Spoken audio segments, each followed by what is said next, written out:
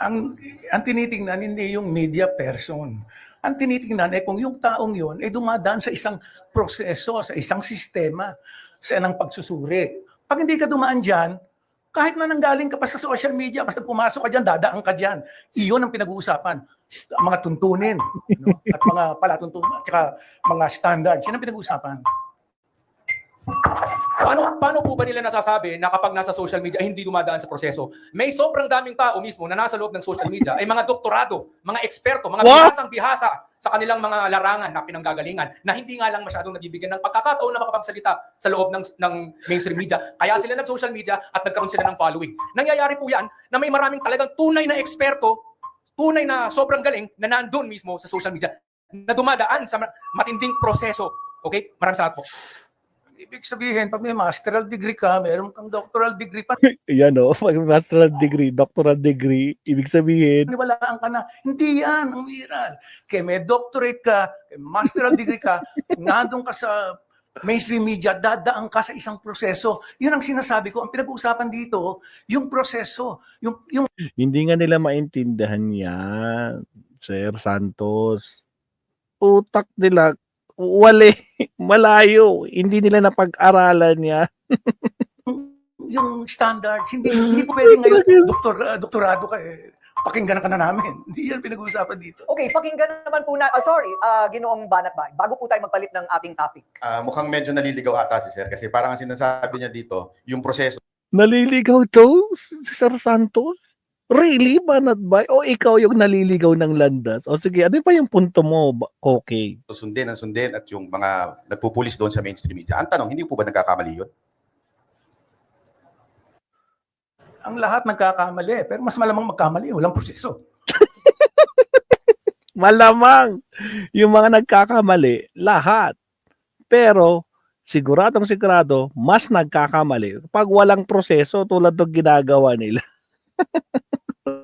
Ang lahat nagkakamali, pero wala kang standards, wala kang proseso, wala kang sistema. Mas malamang kang magkamali dahil nag-iisa ka eh.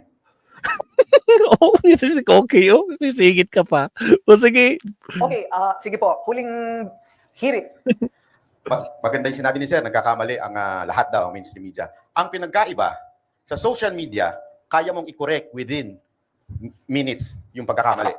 Sa mainstream media, kinabukasan mo pa i-correct dahil ipapaalam mo pa bago ka pa maglabas ng erratum. Kaya sa tingin ko, mas maganda kung pakikinggan natin ng lahat ng side. Mabilis naman maibago kung sakaling nagkamali. oh, may binabanggit pa siyang erratum talaga. As in, o sige, pakisagot nga Social yan. media. May mga pagkakataon na ang mga social media influencer ay pinagpipilitang mali ang isang mali, hindi binubura at pinagpipilitang tama sila. Tulad nila, pinagpipilitan nilang tama sila. Bakit daw, bakit daw pinadala sa Netherlands si Digong? Dapat dito siya kinulong. Ganun daw. Pinagpipilitan nila yan. Oh, At dito, makikita natin ang isang willful ignorance din with regard to how the media work. Ignorance. Ignorance ka ba? Okay. Isa pa nga ngayon. Tragis sa pula sa pulo. At dito, makikita natin ang isang willful ignorance din with regard to how the media work. Ang mga social news media organizations, yung mga may Facebook, may Twitter, etc., mabilisan din yung pag-correct, lalo na kung kinakailangan ito. Siguro yung tinutukoy mo, yung mga magazine at mga dyaryo na kinabukasan pa o sa isang linggo pa makakapag-issue ng erratum. Isang salita lang, iba ang gatekeeping sa censorship. We go for gatekeeping. Salamat. Okay, so Agoy! ngayon, pakinggan naman po natin ang posisyon Tragis. Sunog na sunog si Cookie dito. Makakakamsan. O sige, tuloy. Ginoong Ryan Perez Dumdum kaugnay po ng opening statement ng iba pang mga panauhin natin. Meron pa po bang gustong mag-react tungkol sa mga opening statement kanina? Well, actually ito, I'm just going to mag-a-add lang naman tayo. Ang sasabihin ko talaga hindi siguro dapat talaga ipinagsasabong yung dalawa. It's not a matter of where you came from or so-called who you are. It's what you say. Ano ba ang sinasabi mo? Totoo ba yung sinasabi mo? Meron bang basehan yung sinasabi mo? Nangyayari kasi yung mga pagkakamali on both sides. Yung po ang dapat tutukan natin. On both sides nangyayari. So, mas maganda pakinggan natin yung mga tamang nagsasalita na nasa loob ng mainstream media at sa social media. Basta tama ang sinasabi nila. Kung mali, huwag natin pakinggan. Ganun. Ginoong Shout out, Lynn Mariano. Maraming salamat sa sinabi mo. Ang nuance lang dito ay yung usapin ng katotohanan. Kung babasahin ang libro ni Edmond Lambert na pinabagatang Committed Journalism and Ethic for the Profession, sinabi niya rito na may dalawang klase ng katotohanan. Ito ang factual accuracy at contextual accuracy. Factual accuracy, madali nang i-define yan. Ito ay tungkol sa tamang datos. At ang contextual accuracy ay tungkol naman sa pagsusuri. May posible na ma-fact check ka kung mali ang pagsusuri mo batay sa mga datos. Sapagkat kaya nga sa filosofiya, meron tayong tinatawag na logical fallacies. Credentialism, ad misericordiam, there's the whole list of fallacies. At sa usapin ng trolling, hindi lang naman yan usapin ng inflammatory remarks, kailangan ding malaman ng publiko yung bagong termino ngayon, ito yung sea lioning. Kunwari matalino, pero nililihis naman yung diskusyon at napakarami po noon, unfortunately. Di ko na lang papangalanan. Salamat. Utragis, kunwari matalino. Unfortunately, di ko napapakalanan kung sino yung mga social media na yan. Mukhang guilty dito si Manat Bay. Oh. Kunwari matalino. O, sige tuloy. Ang gusto ko lang sabihin tungkol sa kaninang sinabi ay patungkol doon sa parang ina-assume ka agad, generalize na pag ang social media ay nagkakamali.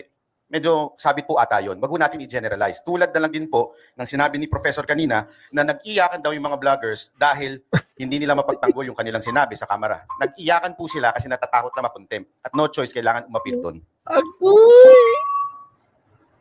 Tama ka, nag-iyakan dahil takot makontempt at nag-iyakan din dahil sa mga nangyari doon sa mismong pagdinig. Tama. Siyempre, kapag kakakausapin mo sila, sasabihin nila, kaya nilang ipagtanggol, I stand by my story, etc., etc. Pero kung ito ay sumusunod sa pamantayan o yung normatibo, Sino ba yung nag-iyakan doon? Si Joey, hindi siya umiyak eh. Nagmamatapang-matapang lang.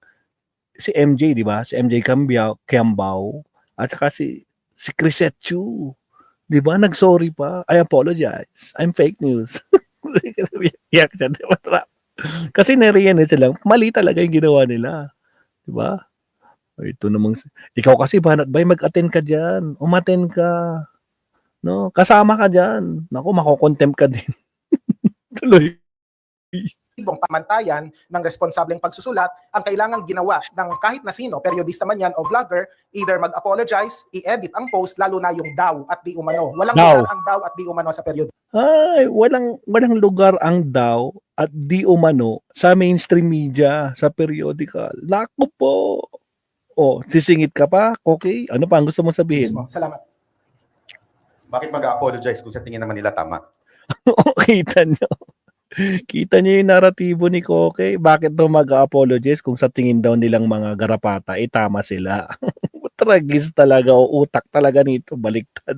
Alam niyo ba kung bakit sila umiyak doon? Pero sa Oh, bakit daw umiyak si MJ? Bakit daw umiyak si Crisette? personal po ako, dahil kasama din po ako sa inimbitahan doon. Kasama ka talaga, hindi ka lang nag-a-attend, kaya malapit ka nang makontempt. Ay dahil po, kahit anong sabihin mo sa camera, pag gusto ka nila i-contempt, gagawin nila yan. Oko! Kung gusto ko na, wag kasi kayo magsinungaling. Fake news kasi kayo eh. Yan ang problema sa'yo, okay? Wag kasi kayong magpapahuli. Ganon ang ginawa nila doon sa ating isang pulis. Oo. I-contempt nila hanggang ngayon nakakulong. Kahit ang sinabi niya ay Oo. witness, isang ebidensya na siya mismo ang nakaranas. Pero ano ginawa? Sino tinutukoy niya? Si Grijaldo ba? Nakakulong pa rin ba? Gungunada. Napatunayan nila dyan na you are lying, di ba? Kala na pag si Paduano, you are lying. Di ba? Kung nagsabi sana ng totoo, di ba? Putragis, ilang buwan na, nakakulong pa. Sa bagay, hindi pa naman hindi pa na-abolish yung no? Yung Quadcom, no? hindi pa tapos yung Quadcom. Di ba? Kaya talagang ang sabi doon, makokontempt siya hanggang matapos ang Quadcom. Nako, napakalungkot naman 'yan. Hindi lang pala Paskong malungkot. Pati pala Holy Week malungkot. Nako po. Sige, tuloy. Kinontempt. Ang pinag-uusapan, kung ang tingin mo tama. Ang pinag-uusapan, kung yan ay tama. Kung ano sa tingin mo daw, okay ang tama, hindi yan ang pinag-uusapan. Kung ang tingin mo sa sarili mo, sa opinion mo, tama ka. Kung hindi, kung ano yung totoong tama, yung utak mo talaga may tama talaga. Okay, sunog na sunog si Koke dito. Yan ang problema. Ngayon, iniimbestigahan niya kung tama, kaya nga may proseso para makita. Yun yung proseso. Kaya sila na-contempt kasi tama yun, di ba? Hindi sila nagsasabi ng totoo. Binigyan sila ng chances, di ba? Ang problema sa inyo eh, ang yayabang nyo sa mga social media nyo. Kung makapangbastos kayo, barubal kayo ng mga congressman, akala nyo unlimited yung freedom of speech nyo. Tapos takot pala kayo, mga duwag kayo. Lalo ka na, okay? Duwag na duwag ka sa TRICOM. Diba? Kamote. Kung iyan ay maaaring tama o hindi man. Sinasabi ko maaari. Posibilidad dito. Ang pinag-uusapan dito, tsansa ng pagkakamali. Ha? Pag hindi ka dumaan sa isang masusing proseso, mas malamang kang magkamali. Tama. Paano ka magkakamali kung ang isang bagay ay iyong opinion lamang dun sa tao? Halimbawa, puwersahan kang mag-sorry dahil sinabihan mo yung tao ng tanga. Eh kung yun talaga ang pananaw mo doon sa kanyang opinion o sa kanyang trabaho, ay talaga Yun daw opinion daw ni Joey. Kaya niya minura-mura niya si Kwan, sino to? Si Abante. Kasi yun yung opinion niya. Freedom of speech niya yun. Pinaninindigan talaga ni Koke yung mga katulad kalahi niya, no? Sige, tuloy. ang isang kamangmangan. Hmm. Pero bakit mo ngayon pipilitin yung tao na mag-sorry? Eh, nag-sorry ka. Nag-sorry, diba? Yung isa pa nga, sabi pa niya, I'm sorry, fake news ako. Sinabi pa nga niya, di ba? Ngayon, pagkatapos hindi nag-attend, ang na-contempt, Mark Ramos. Mark Ramos. Sorry. Mark Lopez. Big ups at Mark Ramos, sorry Putragis ka. Sige tuloy. Hindi naman to issue ng pagpilit na mag-sorry. Kung ayaw mong mag-sorry, huwag kang mag-sorry. Pero yung usapin ng opinion, may kasabihan sa periodismo, opinions matter, but there are opinions that weigh more than others. Kapag ang opinion mo ay batay sa chismis, meron daw na mga resign na mga pulis, hindi pala totoo, ang premise mo, batay dun sa datos, problematic na. Kaya Di ba? Chinismis mo lang na mayroong mga pulis na nag-resign na pero di pala totoo. Nagsalita si General Torre, wala namang nag-resign na pulis dahil doon sa pangyayari kay Digong. Di ba?